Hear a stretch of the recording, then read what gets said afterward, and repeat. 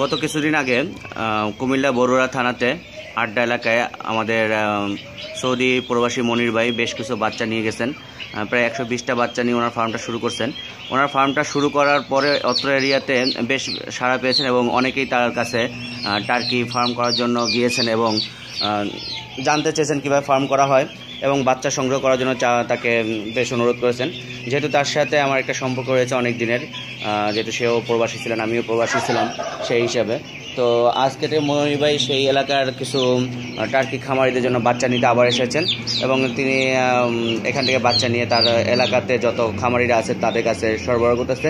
আমাদের টার্কি খামার এভাবেই দিনে দিনে বৃদ্ধি পাচ্ছে এবং আশা করি খুব শীঘ্রই বাংলাদেশে টার্কির একটা বিপ্লব সাধন হবে এবং সকলে টার্কি খামার করবেন এবং বাংলাদেশের প্রাণী আমিষের চাহিদা মেটানোর জন্য টার্কি বিশাল এক অবদান রাখবে। তো আমরা এখন মনির ভাইয়ের কাছে জানতে চাইবো যে মনির ভাই এই টার্কি খামারটা নেওয়ার পরে তার অনুভূতিটা কি। মনির ভাই, আসসালামু আলাইকুম। ওয়ালাইকুম সালাম। আচ্ছা, আপনি যে ওই টার্কি খামারটা শুরু করলেন, শুরু করার পর আপনার এলাকায় কেমন সাড়া পাইলেন? না, আলহামদুলিল্লাহ ভালো সাড়া পাইছি। এলাকার মানুষ ইচ্ছুক করার জন্য, তারপরে আমারও বলতেছে বাচ্চা আনার জন্য, আমি মানুষের দেওয়ার জন্য, এই জন্য আমি আসা আজকে। আচ্ছা, বাচ্চা নেওয়ার জন্য যদি কারো 2-4 জোড়া লাগে আমার থেকে নিতে পারে, বেশি হইলেও সমস্যা নেই, আমি দিতে পারবো, কোনো অসুবিধা নেই।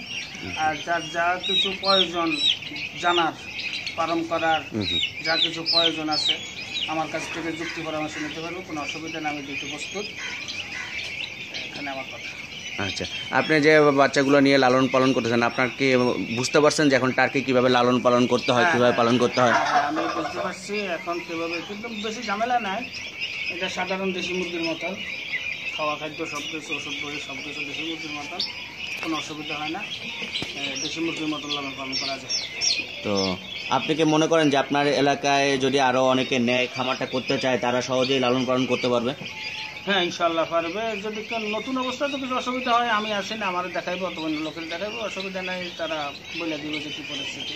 মানে টার্কি খামার করতে গেলে যারা পূর্বে টার্কি খামার করছে তাদের কাছ থেকে সহযোগিতা নিয়ে জেনে শুনে করাটা ভালো। করাটাই ভালো। আচ্ছা, আপনি কি মনে করেন যে টার্কি খামার শুরু করার আগে কী ধরনের প্রিপারেশন নেওয়া দরকার? আপনি যেটা নিচ্ছেন আপনি একটু বলবেন? প্রথম ঘর করতে হবে, তারপরে ঘর কীভাবে করানো লাগে, যারা করছে টার্কি খামার তাদের সাথে আলাপ আলোচনা করে ঘর করতে হবে।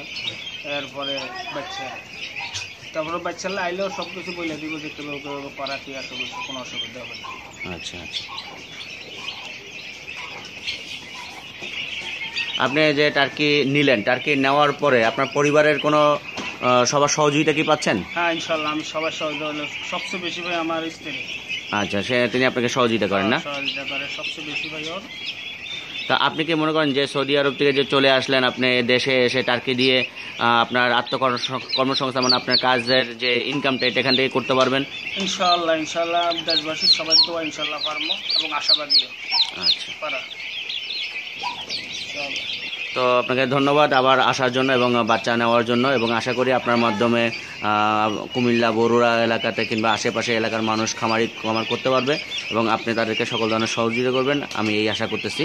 তো বন্ধুরা, আপনারাও যারা মনির ভাইয়ের সাথে যোগাযোগ করতে পারেন তারা আমাদের কাছ থেকে নাম্বার নিতে পারেন কিংবা স্ক্রিনে দেখানো নাম্বারটায় ফোন করতে পারেন, ফোন করে মনির ভাইয়ের সাথে আমাদের সাথে যোগাযোগ করতে পারেন।